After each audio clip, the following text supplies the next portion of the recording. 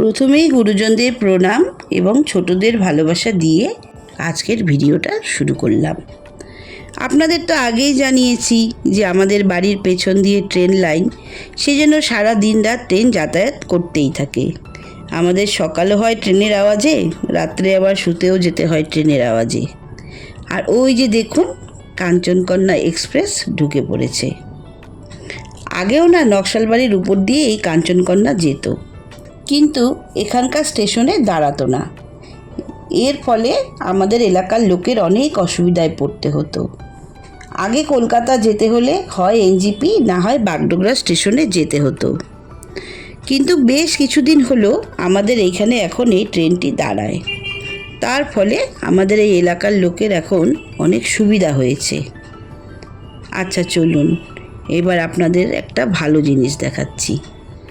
এক ঝাঁক মিষ্টি প্রজাপতি। এই যে দেখুন, কি মিষ্টি না? ওরা আমার বড় মেয়ের কাছে পড়তে আসে।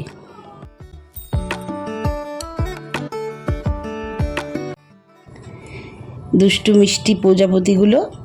আমিও কাজের ফাঁকে ওদের কাছে একটু আসি, আর ওদের সরল মুখগুলো দেখলে না আমারও মনটা ভালো হয়ে যায়। যেদিন ওদের ছুটি থাকে না, সেদিন ওরা না আসলে বাড়িটা না কেমন ফাঁকা ফাঁকা লাগে।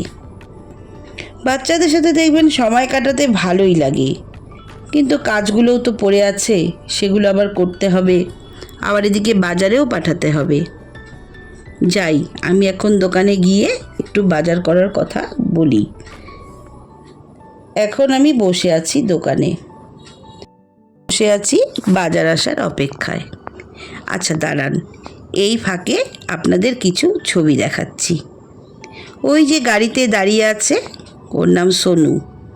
বয়সও খুব একটা বেশি না, দেখুন এই বয়সেও কি সুন্দর কাজ করছে। আর ওই যে মাথায় বস্তা নিয়ে যাচ্ছে, ওর নাম উমেশ দা। আর এই যে হলো প্রদীপ, আর এ হলো কমল। সারাদিনও যতই পরিশ্রম করুক না কেন, সব সময় খুশিতে থাকে। পরিবারের মুখে হাসি ফোটানোর জন্য ওরা সারাদিন এইভাবেই পরিশ্রম করে। সত্যি, পরিবারই হলো মানুষের আসল শক্তি। আমরা পরিবারের যেইখানেই আর যেই পরিস্থিতিতেই থাকি না কেন, প্রত্যেকে যদি সবাই সুখ দুঃখ একটু ভাগ করে নেই, দেখবেন তাহলে কোনো বাধাই কিন্তু বাধা হয়ে দাঁড়ায় না, তাই না? এই যে দেখুন, আপনাদের সাথে গল্প করতে করতে আবার বাজারটাও চলে এসেছে। যাই দেখি এখন আবার কি বাজার আসলো। এদিকে আমি একটা সবজিও বসিয়ে দিয়েছি। জানেন, আমরা যখন সব ভাই বোন স্কুলে যেতাম, তখন কোনো দিন এই সবজিটা দিয়েও ভাত খেয়ে যেতাম। টিউশন থেকে এসে কোনো রকমের স্নান খাওয়া সেরে স্কুলের জন্য তৈরি হতে হতো। তখন আর মা কাকিমাদের কাছে বায়না করার সময়ও থাকতো না যে এটা দিয়ে খাবো না বা সেটা দিয়ে খাবো না। তার মধ্যে তো আমরা যৌথ পরিবারে বড় হয়েছি, তাই সবার জন্য কিন্তু একই ব্যবস্থা।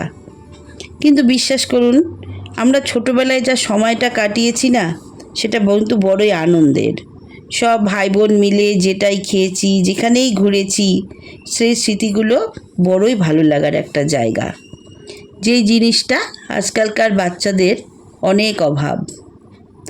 এখনকার বাচ্চাদের জগতই হয়েছে ওই এক মোবাইল ফোন। আর ওদেরই বা কী দোষ বলুন, ওরাই বা কী নিয়ে থাকবে।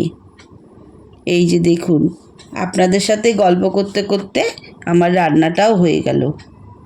সকলে তাহলে ভালো থাকবেন, আর যদি আমার চ্যানেলটা ভালো লেগে থাকে সাবস্ক্রাইব করতে ভুলবেন না, আর তার সাথে লাইক, কমেন্ট এবং শেয়ারটাও করে দেবেন।